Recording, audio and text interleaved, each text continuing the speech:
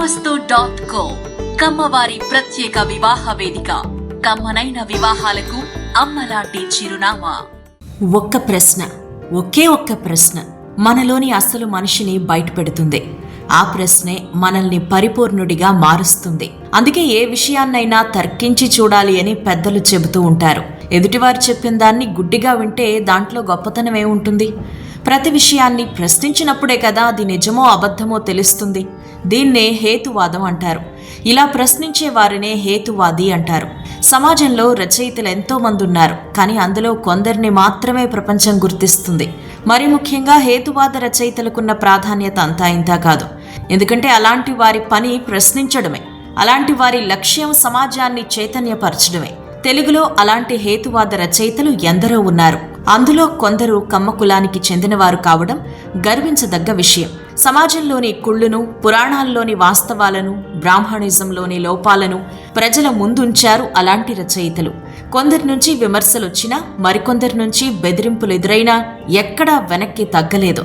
వారు చెప్పాలనుకున్న దాన్ని సూటిగా ప్రజలకు అర్థమయ్యే భాషలో చెప్పారు. ఇప్పటికీ కవిరాజులుగా కీర్తించబడుతున్నారు. ఇలాంటి వారిలో ముందు వరుసలో ఉంటారు త్రిపురనేని రామస్వామి చౌదరి. తెలుగు సాహిత్యంలో హేతువాద భావజాలం వేమన నుంచే బలంగా ప్రారంభమైంది. వేమన గొప్ప హేతువాద కవి. గురజాడ, శ్రీశ్రీ, చెరబండరాజు, త్రిపురనేని రామస్వామి చౌదరి, తాపీ ధర్మారావు లాంటి వారంతా హేతువాద భావజాలాన్ని ప్రజల్లోకి బలంగా తీసుకెళ్లారు. కవిత్వం కేవలం కవిత్వం కోసం కాకుండా సమాజ హితం కోసం, మానవాభ్యుదయం కోసం, సమాజ నిర్మాణం కోసం రాసిన హేతువాదులు వీరంతా. ఇలాంటి రచయితలు తెలుగు సాహిత్యంలో చాలామందే ఉన్నారు. ఒక సాధారణ కమ్మ రైతు కుటుంబంలో జన్మించిన త్రిపురనేని సాహిత్యంలో తిరుగులేని పట్టు సాధించి గొప్ప హేతువాదిగా పేరు తెచ్చుకున్నారు. ఈయనొక హేతువాద రచయిత మాత్రమే కాదు, గొప్ప సంఘ సంస్కర్త, స్వాతంత్ర్య సమరయోధుడు కూడా. హేతువాదం, మానవతావాదాలను తెలుగు సాహిత్యంలో బలంగా నిలబెట్టిన ఘనత త్రిపురనేని రామస్వామికే దక్కుతుంది. త్రిపురనేని రామస్వామి 1887 జనవరి 15న కృష్ణా జిల్లా అంగలూరులో ఒక కమ్మ రైతు కుటుంబంలో జన్మించారు. రైతు కుటుంబంలో పుట్టిన చిన్నప్పటి నుంచి సాహితీ జిజ్ఞాసతో పెరిగారు. తన 23వ ఏట మెట్రికులేషన్ పరీక్షలో ఉత్తీర్ణుడై అదే ఏడాది పల్నాటి యుద్ధం ఆధారంగా కారంపూడి కథనం, మహాభారత యుద్ధం ఆధారంగా కురుక్షేత్ర సంగ్రామం అనే 2 నాటకాలను రచించారు. 1911లో ఇంటర్మీడియట్ చదవడానికి బందర్లోని నోబెల్ కళాశాలలో చేరారు. అక్కడున్న సమయంలోనే అవధానం చేసి తన సాహితీ నైపుణ్యాన్ని, అద్భుతమైన జ్ఞాపక శక్తిని ప్రదర్శించారు త్రిపురనేని. ఇక డబ్లిన్లో లా పూర్తి చేసుకుని భారత్కు తిరిగొచ్చిన తర్వాత కొన్నాళ్లు న్యాయవాద వృత్తిలో కొనసాగారు. తెనాలిలోనే సేవలందించారు. అయితే ప్రశ్నించే తత్వం ఆయన ఒక్కచోట నిలబడనీయలేదు.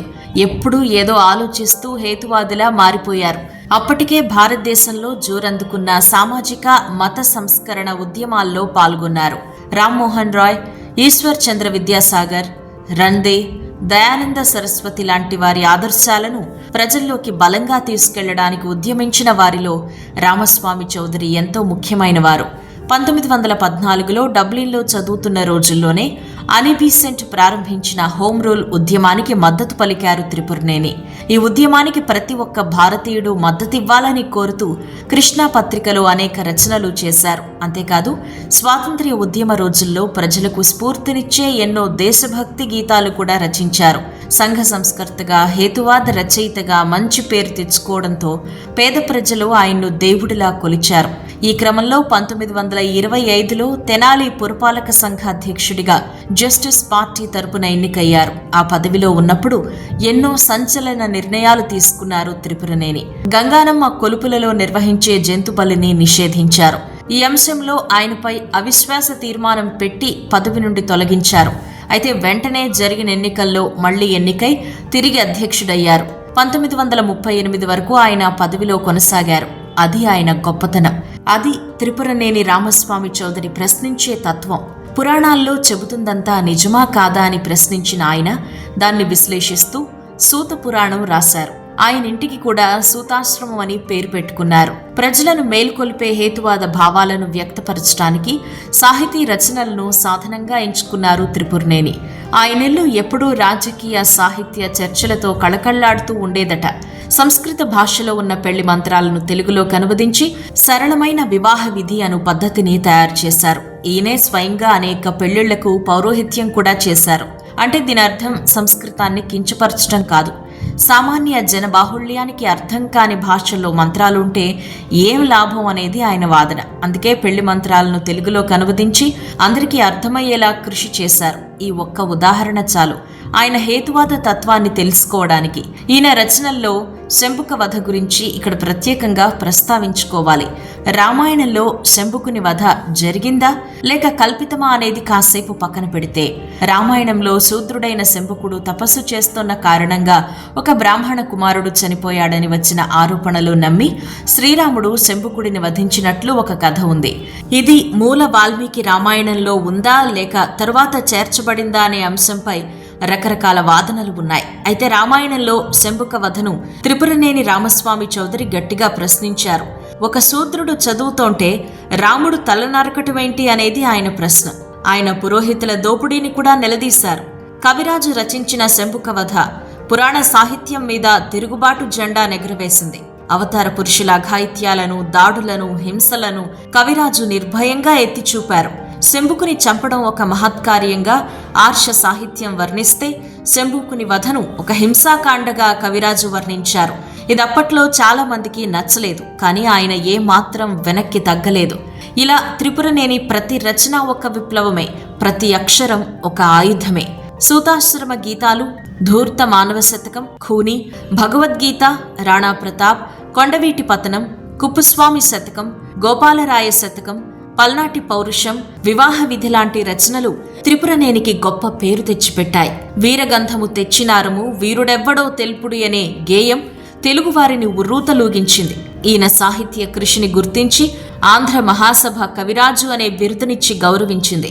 1940లో గుడివాడ ప్రజలు గజారోహణ సన్మానం చేశారు. 1987లో జరిగిన కవిరాజు త్రిపురనేని శత జయంతి వేడుకల్లో భారత ప్రభుత్వం స్మారక చిహ్నంగా ఆయన పేరు మీద తపాళా బిళ్లను జారీ చేసి గౌరవించింది.